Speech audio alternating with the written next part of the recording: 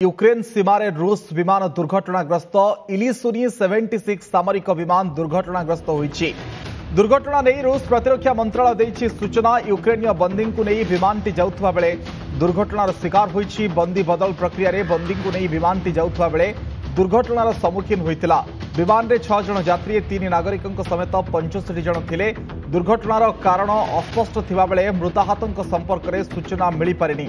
दुर्घटनाग्रस्त हेबा परे अग्निपिंडुलारे परिणत होइतिला एही विमानटी जो विमानटी संपूर्ण भाव में नष्ट हो जाइछि। 6 यात्री 3 नागरिकों समेत 65 जन एही इलिसुनी 76 सामरिक विमान रे रहितिले जहां दुर्घटनाग्रस्त होइछि।